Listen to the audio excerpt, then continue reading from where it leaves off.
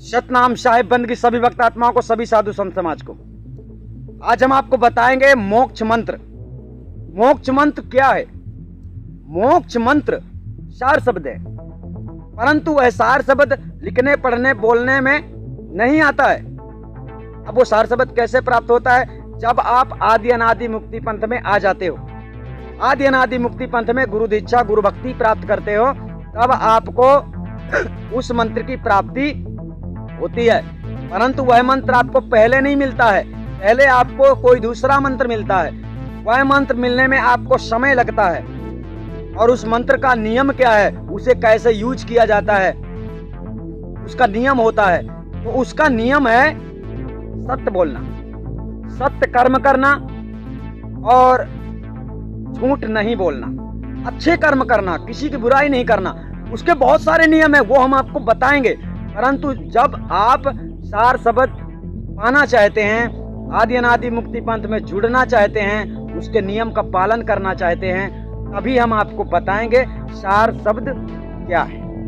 वो मंत्र आपको बताएंगे और गुरु शरण आपको मिलेगी और सारी विधि विधान सब कुछ बताएंगे, जिससे आप समझ जाएंगे।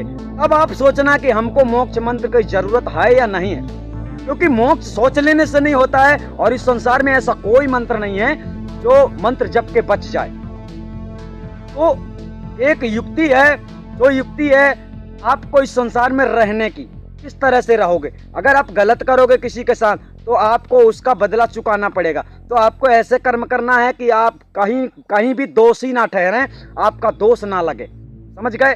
तो इसलिए मोक्ष का मतलब इस संसार से मुक्ति होता है, इस संसार को छोड़ना माना जाता है। तो जब संसार को तुम छोड़ना मानते हो, छोड़ना चाहते हो, तो सेवा भाव से आप आदि अनादि मुक्ति पंथ में जुड़ के उस मंत्र को प्राप्त कर सकते हो, और सेवा करते करते उस मंत्र को प्राप्त करके अंतिम चरण में पूर्ण मुक्ति यानी पूर्ण मोक्ष भी प्राप्त कर सकते हो। आपको कुछ नहीं करना है, केवल गुरु के बताए मार्ग पे चलना है, और कुछ करने की दिक्कत नहीं है। ठीक है? गुरु से कोई विशेष कार्य करते हो तो आपको पूछना है कि क्या हमारे लिए ये कार्य उचित है, क्योंकि गुरु को सारी बातें पता होती हैं, कौन सा कार्य में दोष लगेगा और कौन से कार्य में दोष नहीं लगेगा।